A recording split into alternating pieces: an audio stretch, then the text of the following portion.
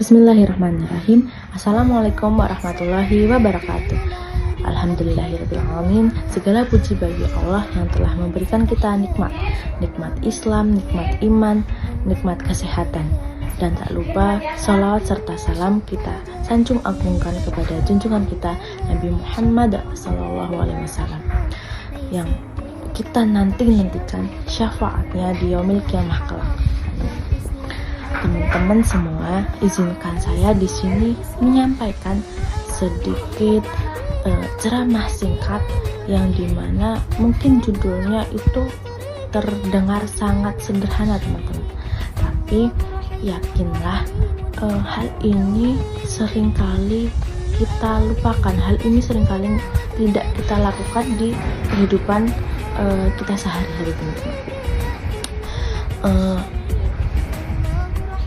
Kita hidup sekarang ini di zaman yang serba mudah teman-teman, di zaman yang sangat luar biasa, dimana ketika kita mau pesan makan tinggal klik, ketika kita mau mencari ilmu tinggal buka YouTube, ketika kita mau berkabar ngobrol dengan orang yang jauh tinggal video call.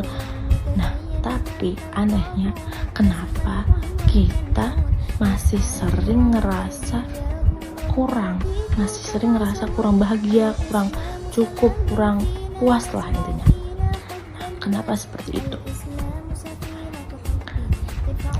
Kita bisa seperti itu bisa jadi karena kita ini masih sering kali membandingkan hidup kita dengan hidup orang lain. Ketika kita buka IG, ngeliat teman yang udah mempunyai kerjaan yang enak, gajinya besar, ketika buka TikTok, ngeliat orang yang bisa jalan-jalan ke luar negeri, nah pasti langsung terpikir di benak kita, kenapa hidup saya gini-gini aja, kenapa saya nggak bisa kayak mereka ya gitu.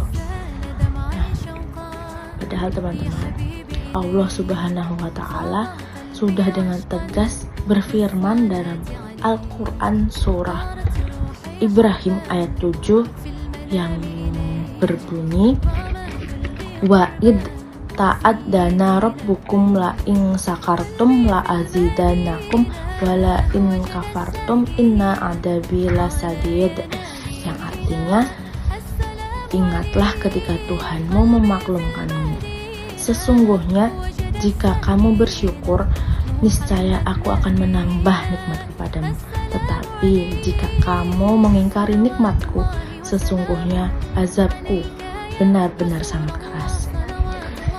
Subhanallah teman-teman, ayat ini bukan sekedar janji biasa teman-teman.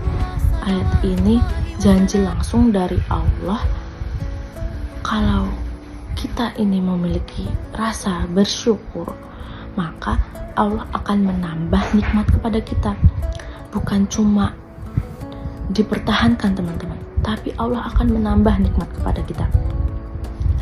Tapi masalahnya bersyukur itu kadang-kadang terasa susah kalau kita tidak tahu nih kapan caranya kita harus bersyukur dan gimana cara bersyukur.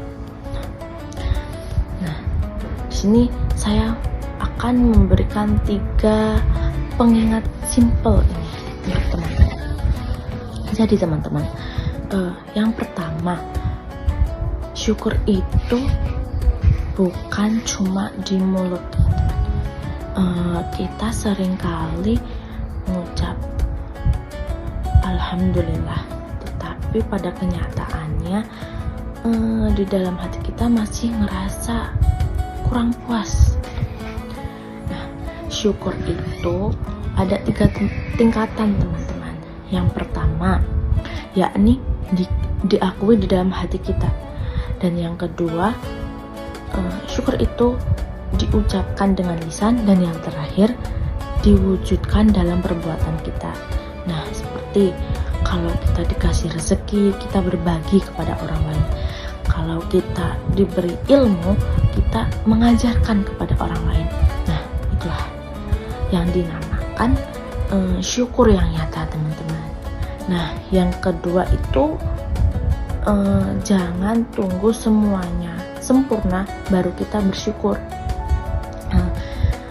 Kita sering berpikir bahwa nanti kalau lulus baru bersyukur, nanti kalau dapat kerja baru bisa tenang. Padahal ya teman-teman, bersyukur itu bukan kondisi tetapi kebiasaan.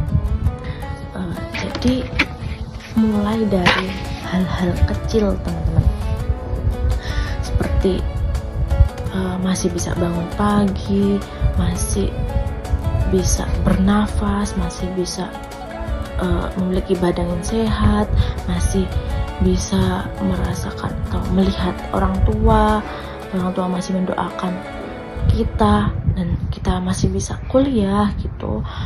Itu adalah termasuk hal-hal yang patut untuk kita syukuri, teman-teman, karena nggak semuanya orang di luar sana bisa merasakan yang kita rasakan. Pasti banyak juga dari mereka yang menginginkan ada di posisi kita, teman-teman.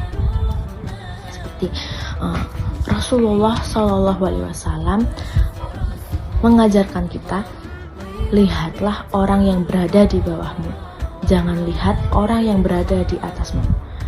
Hal itu lebih pantas agar kamu tidak meremehkan nikmat Allah atasmu. Hadis riwayat Muslim. Kemudian yang terakhir nih, teman-teman, yang ketiga, bersyukur adalah obat terbaik untuk kecemasan. Generasi seperti kita ini yang paling banyak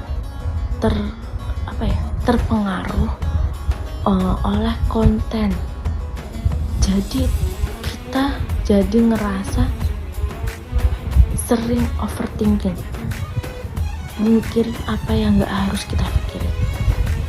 Nah, salah satu cara paling ampuh untuk menenangkan pikiran yaitu dengan kita ini berhenti sejenak dan menghitung nikmat yang telah diberikan Allah. Nah, ketika kita terbiasa bersyukur, hati kita pasti akan menjadi tenang, hidup menjadi damai, dan kita akan merasa cukup meskipun kita hidup dalam keadaan yang sederhana, teman-teman. Dan sebaliknya, ketika hati tidak mau bersyukur, akan selalu kita akan selalu ngerasa kurang, kita akan merasa tidak pernah puas, dan yang pasti yang akan terjadi, kita akan hidup dalam kegelisahan, teman-teman. Nah, teman-teman yang dirahmati Allah, di tengah dunia yang meminta kita lebih dan lebih, ada ketenangan yang luar biasa yang tersembunyi dalam satu kata sederhana, yakni syukur. Kita tidak harus punya segalanya untuk merasa cukup. Kita hanya perlu belajar melihat dan melihat dengan mata yang bersyukur, teman-teman. Mulai dari hal kecil nih, ketika bangun pagi ngucapin alhamdulillah karena kita masih diberi Allah nikmat, masih bisa bangun, masih bisa melihat pagi. Jadi kita harus bersyukur. Nah, karena sesungguhnya orang yang kaya bukanlah orang yang banyak hartanya, melainkan orang yang banyak bersyukurnya. Semoga Allah menjadikan kita termasuk golongan ibadiyasin syakirin, hamba-hamba yang pandai bersyukur. Amin.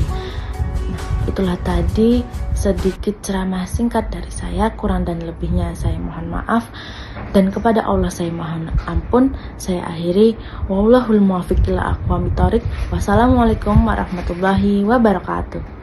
kamu gak punya